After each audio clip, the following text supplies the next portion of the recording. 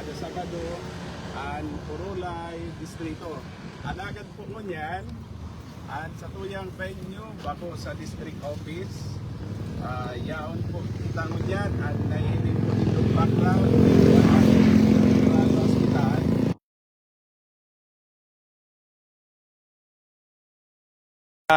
Tinampo na sa tuya pong pigpunan ang Naga City Science ka ito, si inabutan ta po itong tinampo po magsaysay sagod sa may City Science High School. Sinumpayan ta po, asin ngunyan may bagong tinampo digdi po sa Balatas. Ang luwas, duman sa may Recodo po, kan Balatas, Kararayan Road, and Siringman, igwa pa po digdi sarong tinampo. Luwas na po duman sa may Uswag, Balatas, harani na po duman sa housing project. And sa sarong parte po, sarong banda, kung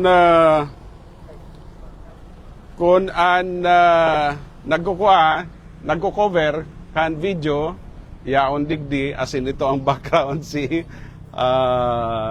Bureau of Fire Protection Headquarters and Cesar. So, magayon po ang satuyang venue, nakaterindog kita ngunyan. Sa masunod, puprobaranta po na ang satuyang venue kan Urulay Distrito sa ibang banwaan. Halimbawa, Calabanga, Bumbon, pwede man po sa Ocampo o Aga, sa Gabus, na nakasubaybay, nagdadalan. Sir, sa mga pigpahiling ka po na mga proyekto taligi sa area, arin digdi ang mga ongoing pa and nakabalik po sa gaan? Base po sa records, ini pong City Science, Balatas Road, igwang nakatagama po digdi na additional amount around 48 million pesos. Si original amount na request na po na makabali is 50 million. Pero nabawasan po nindiit kapag abot po sa Senado. Binarawasan si Gabus na mga project sa kada distrito, especially mga road projects. As in, itinagama po ito para sa Department of Education. Construction of school building in particular. So, around 48 million, di ko lang maatandaan si exact figure. Para matapos na po si widening kaining Balatas City Science Road o City Science Balatas Road. Ngunyan, kung mapapansin po nindo digdi sa parting ini, may i-construct po digding tinampo. Ang luwas po kaini, duman sa may gilid po kan Petron, sa may Concepcion Pequeña. Atubang kaitong Major Seminary, itong simbahan, si Tinampo Palaog, anong simbahan nga na ito? Carmelite Church.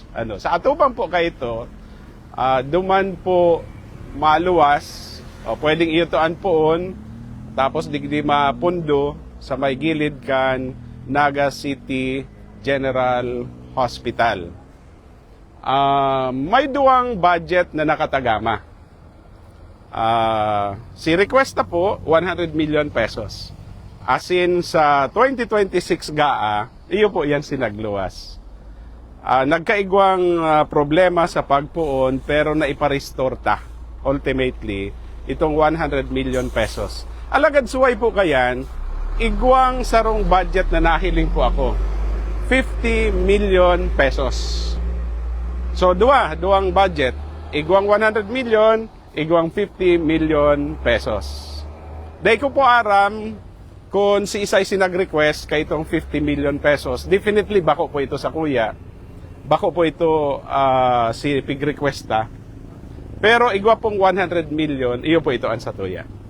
Na nakatagama para ma-construct po, mapo na po si construction kan tinampo poon digdi sa may Balata, sa may gilid kan Naga City General Hospital, asin ang luwas duman na po sa may taid kan Petron, sa may Maharlika Highway, Concepcion, Pequeña. Naugma po kita na suway kan 100 million, igwang additional 50 million pesos. Kung si isay man sinag-request ka ito, nakapababa, bintahe po yan para sa lokal na gobyerno kan Naga. So duwa na po sinabanggitan ko ano. Igwa pa pong iba. Itong duman sa Almeda Mabolo Bypass Road. Para sa taon 2026, kaipuhan pa po nin additional 140 million para sa natatadang civil works. Itong Mabolo section, igwa na po nakatagama duman na inot ng 200 million, kompleto na dapat ito. Itong sa Tulay, 200 million, kompleto na din dapat ito. So itong 140 million, itong natatadang ibang civil works along Almeda Mabolo Bypass Road. Base po sa pakikipag-ulay niya to kay Regional Director Eduarte, inaasahan ta na by 2027 magagamit na, bubuksan ta na po officially ang Almeda Mabolo Bypass Road. Kaya importante itong nakatagamang budget ngunyan. Pero bako na po si original amount na 140 million, nabawasan na po siya 130 million plus dahil itong binawas, again, pareho po kan paliwanag ko kasubago, itinagama sa Department of Education for the construction of various school buildings. So, tulo na. Igwa pa po na maidadagdag ako, ito po bagang igwa kita ka itong pigtutulod na industrial park, economic zone, poon sa may Langon, Kararayan, papunta na po yan duman sa designated economic zone na kung saan sa tuo ka ito, iyon na po ito magiging industrial park or economic zone na ansabi ta, pag ini na ipadagos, pag na materialize, na realize, kaya ka ini mag-generate nin trabaho of up to 10,000. Kaya mahalaga po ini na suportahan. Sa wala po ka ito, itong pinuunanta pong Naga City Convention Center. Magigiramduman na napunan pa lang po siya, phase 1, in the amount of 100 million pesos. As in, aram ko man po pagpuon pa lang na multi-year ang construction po ka ito. Dahil matatapos sa sarong taon lang, sa 2 taon. Pwede tolo, 4 na taon dahil po nga ni dakula si kinakaipuhan na budget. Ngunyan, itong tinampo, very material po ito. From Langon, Kararayan, papunta na po duman sa may industrial park, economic zone. Ang initial budget na pig-request na po is 100 million pesos. Pero again, nabawasan po yan, 97 million plus na lang po siya. Pero ang importante, igwa. May issue as to right of way, taan gusto na pong mangyari doon, maging 4 lanes. As in, ini palan, good news po ini sa mga residente kan Deca Bistanza. Problematic po baga permis yung mga naka-star duman. And every now and then, pag may post ako about road construction, may nagko-comment. Kami man po ngayon, digdi sa Deca Bistanza. Uni na po si Kasimbagan. Kaya good news po ini sa Sainda. Dahil poon po duman sa may Langon, Kararayan, ang direksyon po kan tinampo, sagkod duman sa may atubangan kan Deca Homes. And then matuon na lang po ito pasakat paduman sa may industrial park. May magkakapirang portion po duman na kaipuhan is-secure si road right of way. Either, number 1, ang mag-assumer iyo ang lokal na gobyerno kanaga para sa pag-secure ka itong road right of way. Diit naman lang po ito. Or number 2, ang Department of Public Works and Highways.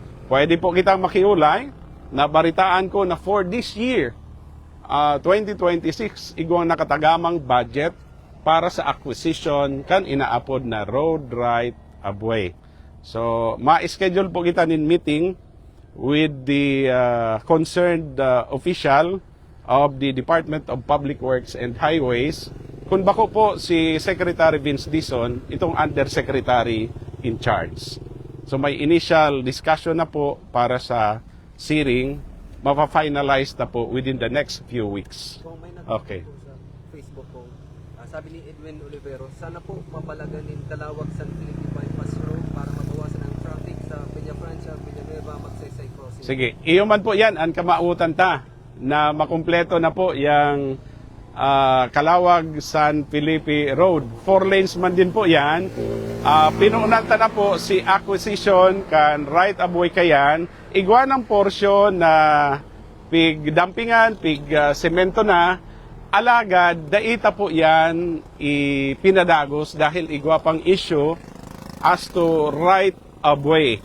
In particular, itong sa may gilid po kan highway dyan sa may San Felipe, na kung saan, base po sa records, naka-mortgage po yan, as in mukhang narimata, kan Bangko Pilipino. Kaya lang si Bangko Pilipino, nagsarado na, kaya mukhang napunta po yan duman sa, ano nga na ito, PDIC, Philippine Deposit Insurance Corporation. So, ini si dapat makaulay, yao na basain, si isa na ba si registered owner kayan.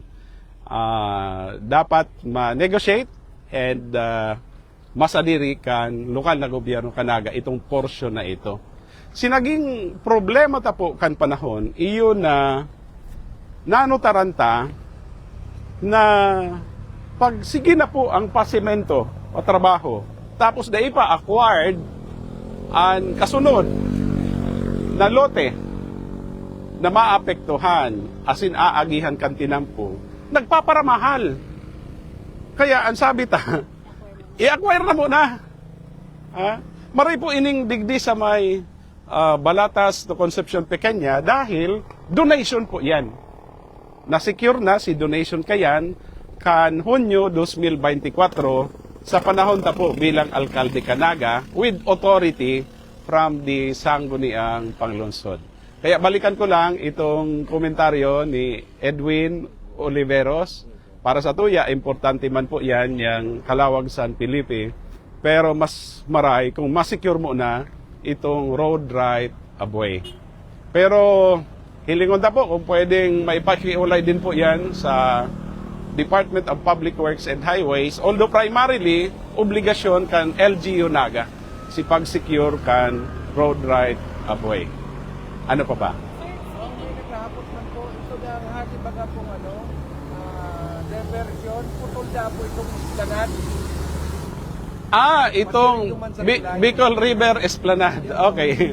Tama po talaga. Dai pa nakaantos, mayo pang tulay. Asin itong tinampo si ibang component kan Bicol River Esplanade, dai pa nga ni nakaabot duman sa may gilid kan Sagup Creek. Tinuyo po talaga ito dahil kung ma-construct nin tulay, kayo po ang may approach. Ayo. Pero ngunyan, sa irarom kan GAA 2026, igwa na po nakatagamang budget, 75 million pesos, para po duman sa tulay. So, pupunan po ang patrabaho kayan, ngunyan na 2026. And kung igwa pa man natatada, pakabalyo kan Sagup Creek, then sisiguraduhon ta na makakabali po siya sa sunod na budget year. Araw po kayo ni. Kan mag-decision po kita na magdalagan bilang congressman. Na ipromesa ta po, na ipangako ta na si Gabus na nagkapuro na proyekto. Basta manggana, tatapuson ta po yan. As in, iyo man po ngunyan ang nangyayari. Si mga kaipuhan na pag-expand, kan tinampo, si mga dapat mapunan, ayan, kaparte na po, kabali sa 2026 General Appropriations Act. Kung kulang pa po yan, igwa pa man 2027, igwa pa pong 2028, and of course, sa 2028, siribot na naman po kita kayan, eleksyon, sana manggana giraray para maipadagos, as in matawan man ang ibang mga banwaan nin kinakaipuhan na proyekto. Lilinawon ko din po ha, si mga nabanggitan ngunyan, sa Naga pa lang po yan. Igwaman po kita sa ibang mga banwaan. So sir, kabali na po si sa Plaza Quezon. Sa Plaza Quezon, kumpleto po ang budget kayan. Dahil na kaipuhang dagdagan. Ang kaipuhan na lang po, matapos po iyan. Para duman sa mga naghahapot as in nagsasahot. Okay. Ang nagpapatrabaho po, Department of Public Works and Highways, Regional Office. Kaya kung may dapat nakaulay man po dyan, ang Regional Director, si Project Engineer. Aadmitiron ko po, dahil po nga may mga concern about the construction of the new Plaza Quezon building, nakikipag-communicate po kita sa Department of Public Works and Highways. Asin ang asigurasyon na itinaupo sa Satuya. Ma-double time ang kontraktor, imbes na sarong team, dodoblihon ang team na matrabaho po, and inaasahan ta na mangyayari po yan tulos-tulos. And ang target date of completion po kayan, June-July. June-July. Ang punto iyon na by September, dapat nagagamit na po yan, napapakinabangan na po yan. Sir, speaking pa mga project dito sa Balatas, nairani na po sa tuyang day na kukonstruct na Naga City Police Office. Ayun po. May nagdulok na po sa Satuya, as in ninuloy po medyo nahuri si pagdulok. Ang sabi ko po, iyon na matagama kita nin budget pero para na sa masunod na budget year, meaning 2027.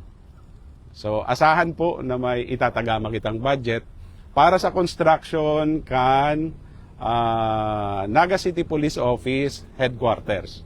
Tanganing pag natapos na po yan, makalipat na si mga personahe duman sa May Barlin.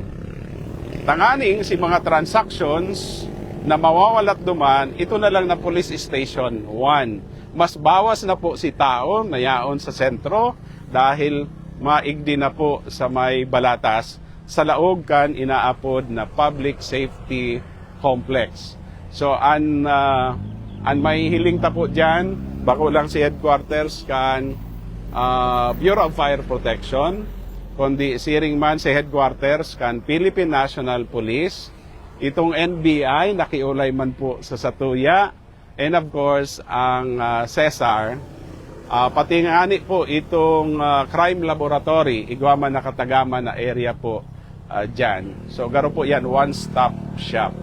Sigabos na ahensya, opisina na similar ang serbisyo na itinatao sa publiko pagsasaroon nasa sarong lugar. Apot, mangyayari, syempre. Kasi sa luwas kang Naga, may development na sa hospital itong sa Calabanga. Igwa na po, and in fact, igwang coordination meeting, manunungod sa construction kan hospital building sa papaaboton na simana, January 14, dyan po mismo sa Bicol Medical Center. Kaibanan sa coordination meeting ang representante kan Regional Office kan Department of Health, si representante po kan LGU Calabanga, pwedeng si Mayor Philip Dumalasa o kaya magsugo na lang po siya dahil ang mas pag-uulayan na po digdi si technical matters. Igwaman pong representante ang Department of Public Works and Highways. Mas maray na imbuelto po ini mga opisinang ini because ultimately kaipuan po sinda sa implementation kan sa tuyang proyekto si Calabanga Hospital. Sir, anong asigurasyon na din ni maarog naman sa Paul po na naging white elephant sa hospital po dyan? Basta po ako ang Congressman, at least sa masunod na term. Kaipuhan ko pa po itong sarong termino tanganing makumpleto po ang Calabanga Hospital. Sino mapadalagan sakali? Ang mapadalagan po kayan initially an LGU Calabanga, pero ultimately ang plano ta po kayan renationalization. Renationalization. Ang gustong sabihin, itong Sangguniang ang nagpapadalagan LGU, later on Department of Health. Taano po, pigmamaot ang siring. Nahiling ko po kaya sa ibang probinsya, sa ibang syudad, kan magkaiguan in committee hearing and committee on health sa House of Representatives, arog po kayan si Kalakawan. Renationalization. Sabi ko po nga ni sa mga empleyado ka Naga City General Hospital, ano niya ko gusto nindong i-renationalize na yan. Uy, urugmahon. Urugmahon ta ano. Malangkaw si sweldo. Ano pagkaiba, sir? Yun na to, saro. Malangkaw si sweldo. Si kaipuhan, kabali na si benefits, itong medical equipment, ang ma-provide na po kayan, bako na LGU, national na po. Si mga bulong, national na po. And sisiguraduhan ta na may maitatagama. Sa madaling sabi, kung igwa pa mga reklamo dyan, ibang maasikaso. Kaya lang, sabi ko sa Inda, niya ako magsurat niya ako kamo mag-petition. Nag-aalangan po kaya kami. Pero dahil ko man sinasabi na ini, ang Naga City General Hospital, i-renationalize. From LGU managed, LGU owned or managed, magiging National Department of Health. Nakadepende pa magirarayan sa LGU Naga. So, sino, sir, Kung ano ang plano, kung ano ang direction. Kung ma-renationalize ng Naga City General Hospital, hindi mabalik po sinda naman sa Pransya. Aday. Iyon na ni. Ang sabi sa kuya duman sa Department of Health, asin si mga beristado ta, mas madali. Why? Igwa ng daga. Igwa ng building. Di ba? And sa kaso kan Naga City General Hospital, sufficiente po si espasyo, si area. Pero balik kita naman sa Calabanga Hospital. So, yan po si direction ta. Maging infirmary sa pagpuon, alagad si direction, as in si itutugdok pang level 1 hospital. Kaya po nga ni, iniimbwelto ta ang BMC, ibinabalita po ang Department of Health, as in, siyempre, Department of Public Works and Highways, and LGU Calabanga.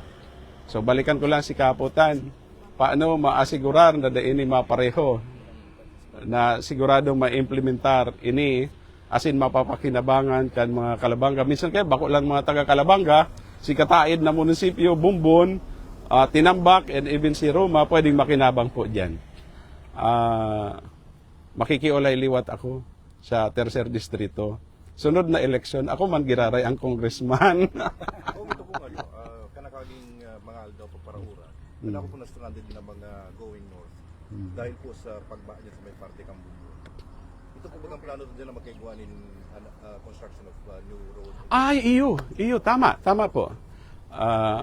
Hello ma'am, may nag-agi. May bypass road na pigproponer si Mayor Ranin na sa tuya man pong susuportahan. Kaya naghahanap din po kita din budget para po duman. May ipapakiulay pa po kita. Si pagpakiulay ta manunungod sa budget for 2026 dahil natatapos po sa pag-aproba kan General Appropriations Act.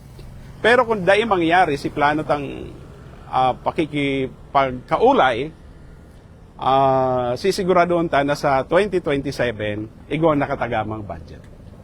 Sir, sa GAA po, mayo maning kaso kapag may mga arong gaining additional request na arong dati, madaliw talang ira ni talaga sa mga ibang opisyal. Ngunyan sa GAA, sir, mayo maning kaso kung ipagalabos ng arong gaya na sistema. Arog po kaya kani, sa kada distrito, igwa man talaga nakatagama.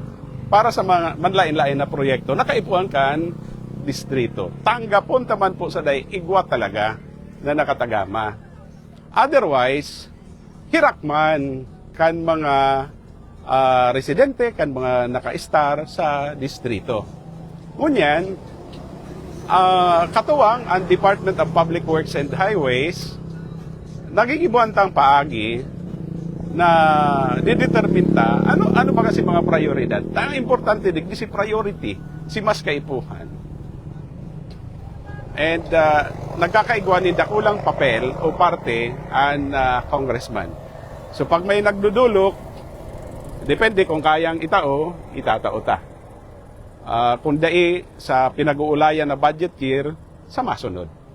O kaya, hanapan ta sa ibang paagi. Ibang paagi. Halimbawa, Local Government Support Fund.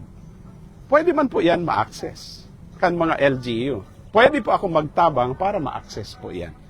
Kada dakulang budget ang itinatagama para sa inaapod na Local Government Support Fund. Kan inot, dahil kitang gayo familiar, pero ngunyan, aram ta na.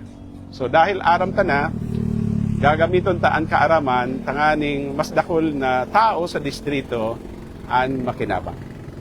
Sir, Andaya Highway, ano ang development ni Secretary Vince Dizon na sa mga lalabas? Ang nakaabot sa kuyang information, igwang naka-schedule na pagpunta sa Bicol, ma-commute po siya by land. Tayo po bagay ito si challenge ta. Tanganing mamatian, si namamati kan mga biyahero, asin maaraman talaga, maintindihan kung ano talaga ang sitwasyon, especially the urgency for the national government to take immediate action, kaipuhan na mahiling ninda. So, mukhang tinanggap po si Satuyang challenge. Ining maabot na si Mana sa Utro. Ang aram ko sa Utro si Mana, tentative schedule. Habok ko lang sabihin si date, pero aram ko na. And then before that, tibaad, makaduman po kita makabisita sa Department of Public Works and Highways. So, mukhang may mangyayari po sa Andaya Highway. As in, kung talaga mangyayari man po yan, syempre, dapat na magpasalamat po kita. Because for the longest time, for 3 decades, for more than 30 years, arugayan ang sitwasyon. Tibaad po ngunyan sa natatadang partikan administrasyon ni Presidente Marcos, tibaad po mapakaray ang Andaya Highway. Sa iling ko po kaya, basta desideran, basta aksyonan kan administrasyon. Sir, nagkaroon din ba si widening kayo kung kinang... Igwa na po ining plano. Kita po baga nagpuon kayo ni. Ininota lang itong 2 lanes, pero may plano po para sa widening. So, iwaway din sir mo niya na 2026. 2026. May budget na, sir. May budget na po. Ito na sinabi ko kasubago na I think around 48 million. Kung kumusta na po itong project sa Harubay, si Pagkong Tubig? Igwa na po naka-schedule na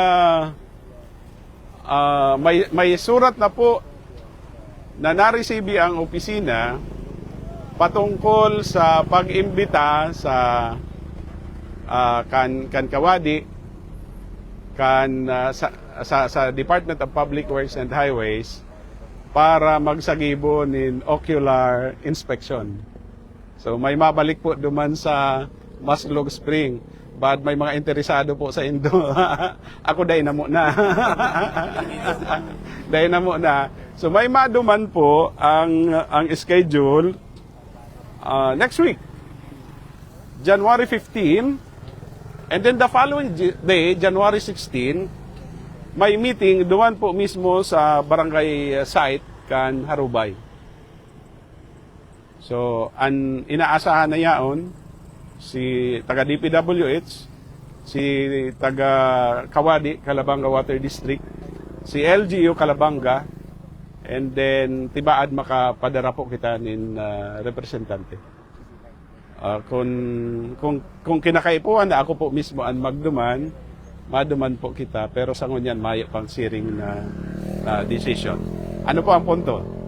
Igwa po nakatagamang budget, 92.5 million para sa water supply project na kung saan i-develop ang magiging source kan inumo na tubig, iyo po itong Maslog Spring sa barangay Harubay. Ang nakaduman pa lang, si Jasper, si Ramil, o si Bok, sinda pa lang. O kamo, magduraman man kamo. Magduraman kamo. Tama konselo. Pero hilingon ta po sa pagpuon mismo kan proyekto, baad kita siya itong preparatory, si initial stage kan pag-implement kan project. Sir, last pagbalik ta sa 26 sa Kamara, anong mga aasikaso nila na bill? Ipapadagos na po si mga pending bills. Tanganing maasigurar na naghihirero na po ito and ultimately maaprubahan kan House of Representatives. Si mga tututokanta na po itong mga local bills,